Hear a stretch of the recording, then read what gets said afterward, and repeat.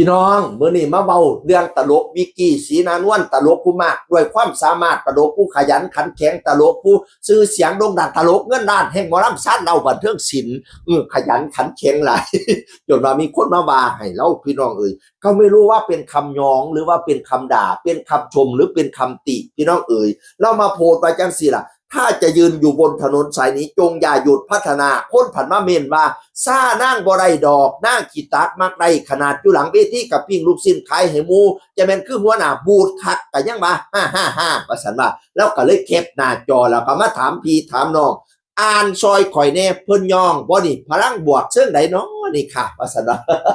แม่นย่องหรือแม่นว่าจะเป็นกีตักมักได้บิกกี้ศรีนานวลน่ะขายฮอนลูกชิ้นให้หมูอยู่หลังเวทีอย่าซ่านั่งเถาะนั่งคือหัวหน้าบูดว่าฉันว่านั่นน่ะขี้ตักมักได้คือหัวหน้าบูด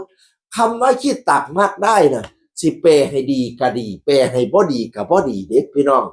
ส่วนใหญ่คนก็ไปตอบว่าเขาย่องเจ้าว่าขยันเขาจ้องเจ้าว่าดีย่องว่าเจ้าเก่งบางคนก็ว่าเขาตีเจ้าเขาเน็บเจ้าเขาแซะเจ้าประมาณนี้พี่น้องมันคือมันแปลได้สองอย่างนั่นแหละขี้ตักมักได้เนี่ยแปลว่าขยันก็ได้แปลว่าบ่อยู่บ่เศร้าเฮ็ดนั่นเฮ็ดนี่หาอันนี้อันนั้นอันนี้ยุเฮ็ดอยู่ตลอดเพื่อสิให้ได้มาขี้ตักมักได้หลังจากก็แปลว่าละโมบโลกมากอันนั้นก็เอาอันนี้ก็เอาสิแหละมึงขี้ตักมักได้อยากได้ของผู้อื่นจังสิแปลไว้ไปในสร้างเสื่องโลกจังสิกันได้พี่น้องนี่ขันสิย่องกะย่องตรงๆโลดเนาะอุ้ยจะเป็นบิกกี้ขยันทำมาให้กินเนาะย่องโลดขันใส่ว่าคำกีตักมาได้มันเปรได้สองอย่างเปรไปทั้งบวกก็ได้เปรไปทั้งลบก็ได้สินะแห่งมาบอกว่าจะเป็นคือหัวหน้าบูตรจักรพันธ์ลำเพิ่นเนาะขันสิว่าคือหัวหน้าบูตรต้องบอกว่าคือขยันเด้ขันสิว่าเราขีตักมักได้ซึ่งมาเราระบบโลภมากบอลแมนเด้อผู้ใดว่าหัวหน้าบูตรระบบโลภมากนี่ขอเถียงเลยเราเป็นผู้ให้เห็นบ่ลูกน้องเฮ็ดงานนั่นงานนี่เราไปซอยบุญซอยงานงานบวชผู้นั้นงานอันนี้ผู้นั้นผู้นี้เราไปซอยลูกน้องเราเปิดพี่น้องแม้กระทั่งว่าทางโลกโซเชียลนี่เด้อผู้ใดมีผู้ติดตามผู้ใดมีผู้ติดตามทางเพจครบ 10,000 คนจ่ายเพิ่ม 5,000 มีซองเป็นของเจ้าของแล้วบัดนี้มีผู้ติดตามเพิ่ม 10,000 คนจ่าย 5,000จ่ายแต่ว่ายอดนี่ข่อยอาจสิจำผิดแต่ว่าจ่ายแน่นอนคันผู้ใดมีคนติดตามเพิ่มขึ้นน่ะอยากบอกว่าบางช่องนะบางคณะเปิดช่องนี้มีรายได้ปุ๊บต้องแบ่งให้หัวหน้า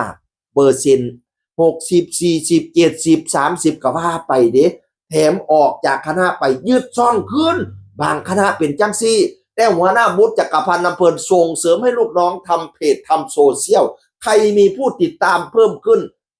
จ่ายเงินเพิ่มอีกต่างหากเพื่อเป็นการโปรโมทคณะนี่เราเป็นผู้ให้เราเป็นผู้แจกผู้จ่ายเราบ่ได้ว่าสิไปเอาน้ำลูกน้อง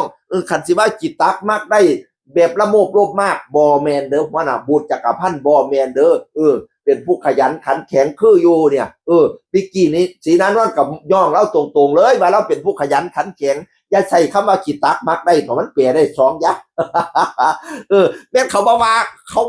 บ่ย่องคอยสิย่องเองบิกกี้ศรีนานวลเป็นผู้ขยันอีหลาตัวน่ะเป็นผู้ตาหักเป็นผู้มากด้วยความสามารถเฮ็ดนั่นเฮ็ดนี่เป็นเบิดแม่นว่าสิมีเงินทั้งหน้าเวทีเงินทั้งจากรายได้หมอลำปีกายนี่บ่ได้เบิกเงินจักยาว่าหน้ามอบเงินให้ก่อนปิดฤดูกาลมอบให้เป็นก้อนโอโยโว้ยว่าเป็นหลายแสนเติบติพี่น้องเพราะว่ารับเงินเที่ยเดียวนะบัดที่นี่รายได้เล่าหลายแล้วก็เฮ็ดนั่นเฮ็ดนี่อยู่บ่เศร้าเพราะว่าเราขยันพี่น้องนั่นล่ะผู้ใดบ่ส้มข่อยสิส้มอีกข่อยสิย่องตรงเองว่าเจ้าขยันเจ้าเก่งสุดยอดบิกกี้ศรีนานวลตลกแห่งชาติเราบันเทิงศิลป์เสียงคือคนเก่าเว้าสู่ฟังสวัสดีครับ